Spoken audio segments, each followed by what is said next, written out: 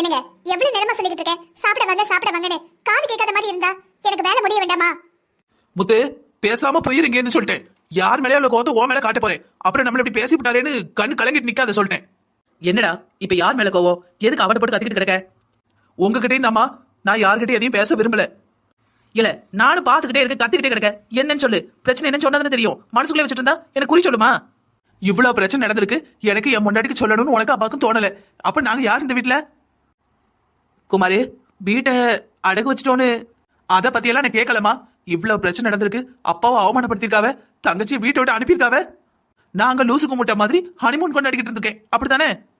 ஏமா ஒரு 2 தங்கச்சிகளுக்கு எதுனா நீ தான் போய் நிக்கணும்டா முதல்ல சொல்லுவேன். இப்ப என் தங்கச்சி அவ்வளவு பிரச்சனையிலேயே அழுகையில் நின்றுருக்கா, என்கிட்ட நீ ஒரு வார்த்தை சொல்லல. குமாரு கோவப்படாத, அது புருஷன் முன்னாடி விவகாரம். இன்னைக்கு நீ தலையிட்டு கோவத்துல ஏதாவது ஒரு வார்த்தை சொல்லிட்டேன்னா நாளைக்கு அந்த வார்த்தை மாறாதுல்லப்பா. சரிம்மா, இப்ப அவைய வந்து கூப்பிட்டாவளா? நம்ம தங்கச்சி அவளே வழியா போயிருக்கா. அவளுக்கு எவ்வளவு கேவலமா நடத்துவாங்கன்னு கொஞ்சம் மட்டும் யோசிச்சு பாத்தியாமா? அதெல்லாம் நல்லா தான் நடத்துவாவ. அது அவ வீடு தானே. அவங்க போனா யார் கேவலமா நடத்த போறா? அவளுக்கு யார் என்ன கேள்வி கேட்க முடியும்? ஏமா புரிஞ்சுக்காம பேசாத. அங்க சும்மாவே தங்கச்சி அந்த அம்மாவுக்கு பிடிக்காது. ஏதோ தங்கச்சி மாப்பிள்ள அவ மேல பாசமா இருக்க போய் எல்லாத்தையும் அவரு பாத்துக்கிட்டாரு. ஆனா இப்போ அவரு கோவமா இருக்காரு. அப்ப நம்ம தங்கச்சி எப்படி நடத்துவாவ? இந்த பாருப்பா, 1000 சண்டை நடந்தாலும் அது அவ வீடு, அவ மாமியார் வீடு. அவ அங்க போய் தான் ஆகணும். அங்க போன்னு நான் சொல்லலப்பா, உன் தங்கச்சியா தான் போயிருக்கா. முதல்ல இங்க வந்தா, அதுக்கப்புறம் அவன் கோவம் அப்புறம் என் வீட்டுக்கு போறேன்ட்டு போயிருக்கா.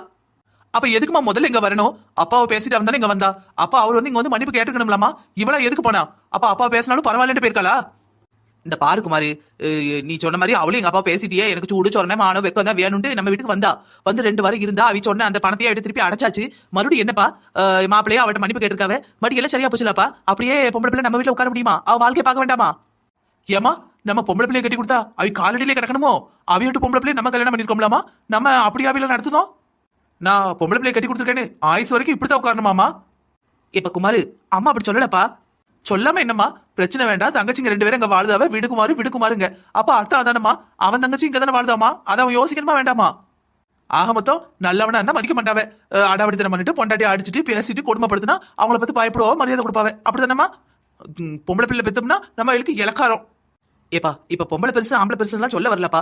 யாராவது ஒரு ஆள் விட்டு கொடுத்து போகணும்லப்பா. நீ விட்டு கொடுக்க மாட்டேன், நானும் விட்டு கொடுக்க மாட்டேன்னா குடும்பம் எப்படி ஓடும்?